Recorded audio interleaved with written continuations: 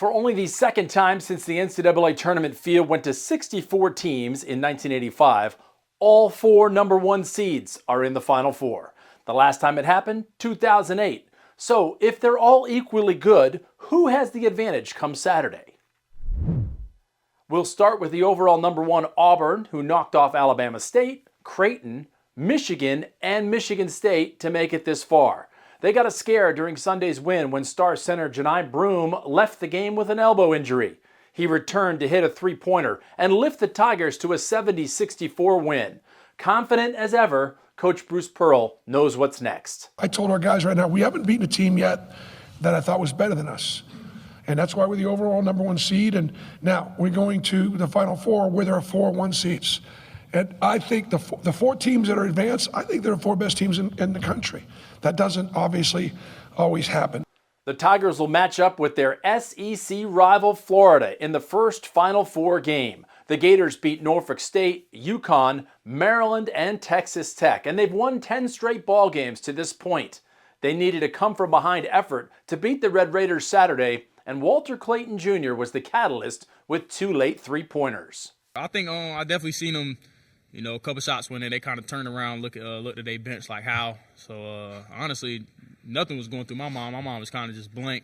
Thankful the shots went in, but we was locked in until the final buzzer sounded. So my mind was blank, honestly.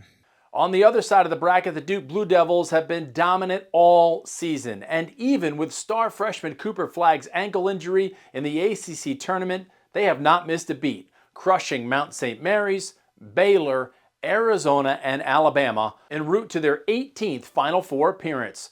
Their defense is as dominant as their offensive game, making them the favorites to win the title. To hold them to 65 points is incredible. Watching them play the other night, they score 113, 25 threes.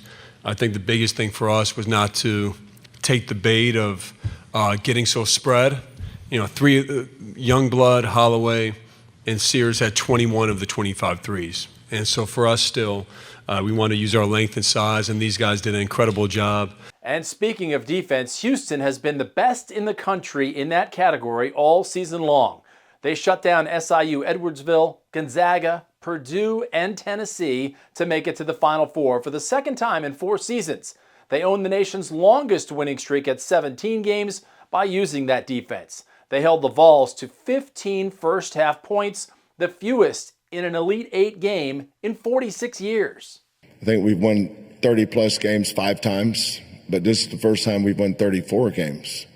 And I'm glad this team did it. This was the maturity level of our older guys has been good for our young guys. So only 2 more wins to a national championship for Kelvin Sampson and the rest of the 4 teams. The first game in San Antonio, Florida, and Auburn tips at 6:09 Eastern Time, followed by Duke and Houston. We'll have more on how these teams match up as the week progresses. For Straight Arrow News, I'm Chris Francis.